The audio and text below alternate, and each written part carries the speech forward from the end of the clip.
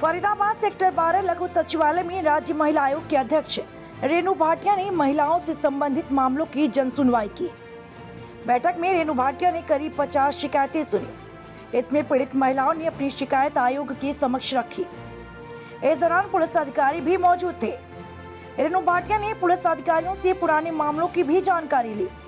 आज की कार्यवाही का एक हॉट मुद्दा एक पिता को बच्चों द्वारा सजा दिलवाने के लिए राजी होना रहा। 4 बच्चों ने अपने पिता को सजा देने के लिए हाँ कर दिया है। एक और ऐसा ही मामला सामने आया जिसमें एक बेटी ने कहा कि मुझे अपने पापा से खतरा है। देखिए, मैंने जब कल इस न्यूज़ को पढ़ा, मेरे पास जो है जैसे ही ये न्यूज़ मेरे कानों में पड़ी, मैंने आप पत्रकार साथियों के माध्यम से कई उसमें भी देखा। तुरंत मैंने उसी टाइम विकास अरोड़ा जी को मैसेज किया कि ये क्या मामला है, ये तो बहुत गंभीर बात है, इसके ऊपर आप पर्सनली जो है इनिशिएटिव लेना। और अभी मेरी विकास जी से बात हुई, उन्होंने कहा हमने तुरंत एफआईआर दर्ज कर दी थी और बहुत जल्द जो हम सस्पेक्ट कर रहे हैं जिसका, उनको हम जल्दी अरेस्ट कर लेंगे, क्योंकि वो उस टाइम लड़की बेहोश थी और वो सारी बात है, इसलिए थोड़ी इंक्वायरी करना भी आवश्यक है। और मैं भी इस बात को मानती हूँ कि हर चीज़ की इंक्वायरी कर लेना ज़रूरी है। बट मैंने ये बात भी रखी है कि कैमराज में एक बार चेक करें ज़रूर, एंट्री एग्ज़िट में कैमरा में कोई ना कोई आया होगा, वो ज़रूर आप देख के तुरंत प्रभाव से ऑर्डर। इतना बड़ा अस्पताल, ग्रामीण अस्पताल और इस तरह की घटना होना शर्मनाक है, शर्मनाक। इस तरह सुरक्षा की चूक है, बिल्कुल चूक है। हॉस्पिटल वालों के ऊपर ये बात जाती है, उनको विचार करना होगा कि आज इस तरह से हुआ, कल कोई और बात भी हो सकती है, इससे बड़ी बात हो सकती है। और ऐसे तो उनके हॉस्पिटल के ऊपर विश्वास की जो है एक सुई अटक जाती है। इसलिए सबको सोचना होगा, मेदांता के मुखिया को, मेदांता के डॉक्टर्स को, मेदांता की पूरी टीम को, और इस केस को नोटिस करते हुए हर हॉस्पिटल, हर उस स्थान के लोगों को सोचना होगा जहां पर पब्लिक आती है। महिला आयोग की बतौर चेयरपर्सन आपकी तरफ से भी क्या कोई इसमें जांच की जा रही है? मैंने तुरंत प्रभाव से कमिश्नर विकास अरोड़ा जी से बात की, कल भी, अभी भी, और उन्होंने कहा हमने एफआईआर दर्ज कर दी और बहुत जल्द हम इस विषय को गहराई से लेंगे। मैम, आपके आयोग की तरफ से विक्टिम से किसी ने मुलाकात की है क्या? क्योंकि जैसे उसने बयान दिए हैं कि नहीं, आई शुड नॉट से wrong things and should not give wrong बयान। अभी हमारे टीम में कोई नहीं मिला है, पर एक बार मैं पुलिस के साथ और टाई अप हूँ, देखें क्या आती है बात, हम ज़रूर उस बच्ची को मिलेंगे।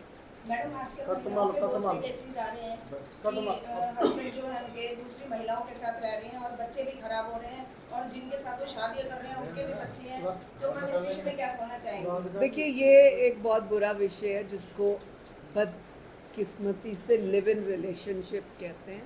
ये वही केसेस हैं जो मतलब मेरा अगर पर्सनल विचार आप पूछें तो मैं इस लिव इन रिलेशनशिप के बहुत खिलाफ हूँ, क्योंकि जितने हमारे पास केसेस आते हैं वो यही आते हैं कि एक महिला के होते हुए, बच्चों के होते हुए, आज भी हमारे पास 3 केसेस इस तरह के आए हुए हैं जिनमें तीनों में बच्चे हैं। एक में तो एक आदमी की 4 बच्चियां हैं, फिर भी अपनी स्कूल की टीचर के साथ उसका जो है रिलेशनशिप है। तो it is a very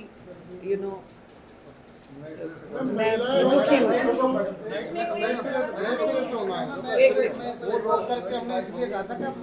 ji, okay, एक मिनट।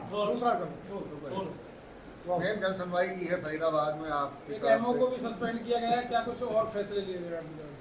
देखिए, आज लगभग 50 केसेस थे, क्योंकि हमने 3 ज़िले लिए, पलवल, फरीदाबाद, मेवात क्षेत्र, और 50 के करीब केसेस थे। रैंडम भी हमारे पास 8-9 केसेस आए हैं।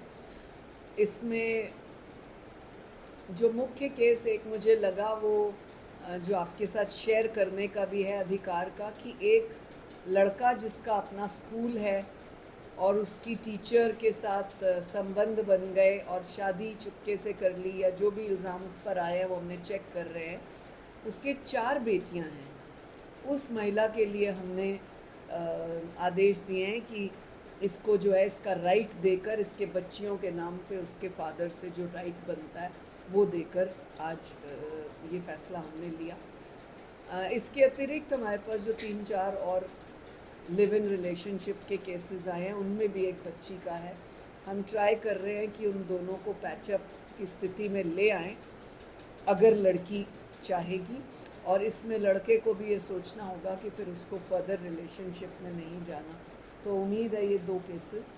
इसके अतिरिक्त जो मुख्य रूप से हमारे पास केस आज का फरीदाबाद का था, वो सफ़ीदों के एसडीएम पुलकित मल्होत्रा का था, जिसकी पत्नी को हमने आज नहीं बुलाया था क्योंकि 4 बार वो आ चुकी है। और पुलकित मल्होत्रा ने हर बार कोई ना कोई एक्सक्यूज़ की, हेल्थ की, कभी अपनी मदर की हेल्थ की, कभी फादर की हेल्थ की, एक बार इलेक्शन ड्यूटी है उसकी, और आज उसके फादर और मदर आए थे जिन्होंने हमें कुछ पेपर्स दिखाए कि उनका पानीपत में एक्सीडेंट हुआ और वो उनको सर पे कुछ चोट है, वो एडमिटेड है। ये एक कई दिनों से चल रहा केस है जिसमें ये लड़की भी ऑफिशियल हरियाणा गवर्नमेंट में है और बहुत अच्छे दायित्व पर है, जिसने अपने पति के खिलाफ गलत तरीके से फिज़िकल होने के इल्ज़ाम लगाए हैं, और जिसने ये भी लगाया कि उसका हस्बैंड गे है, और उसके ऊपर 2 पूर्व चीफ सेक्रेटरीज़ ने भी कार्रवाई करने का जो है आदेश दिया हुआ है। परंतु पुलकित ने 2-3 बार ना आने की बात, और इस बार जो उसे चोट लगी है, हम इस बात को सीरियसली मान लेते हैं कि चोट है तो चलिए हम आपको एक्सक्यूज़ कर देते हैं, 15 दिन के बाद एक बार पुनः आपको बुलाया जाए। एमओ का क्या मामला है? सस्पेंड करने के आदेश मेडिकल ऑफिसर का ये मामला है कि 2 बहनें एक ही घर में ब्याही हैं फरीदाबाद की, पलवल ज़िले में, और जिनके पति दोनों एक के साथ झगड़ा है तो दूसरी को मारते हैं। इस तरह से दोनों ने अपनी पत्नी को मारा, मतलब दोनों भाइयों ने उनमें से एक बहन को मारा, जिसका 9.2 mm की जो है चोट है, हेड इंजरी है, 16 टांके आए हैं, और उसको जो मेडिकल ऑफिसर है पलवल के, उसने एक नॉर्मल इंजरी करके बताया, जिसके खिलाफ हमने अब बात की है कि उसको इमीडिएट सस्पेंड किया जाए। हेड इंजरी 9.2 mm की और उसको नॉर्मल इंजरी बताना, ये मुझे लगता है कि चेक किया जाना चाहिए। इसके लिए हमने 3 दिन में सीएमओ को दोबारा एक कमेटी गठित करके इस केस को देखने के आदेश दिए हैं, और सीएमओ को और उस ऑफिसर को विद रिपोर्ट आने के आदेश दिए हैं। इसके अलावा दूसरा मामला था जो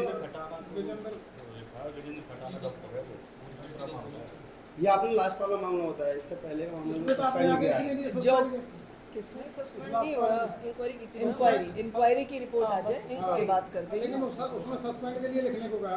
गजिंदर घटाना ना, जिसना जो लिव इन में है पत्नी को छोड़ के दूसरी औरत के साथ, उसको हमने इमीडिएट सस्पेंड करने का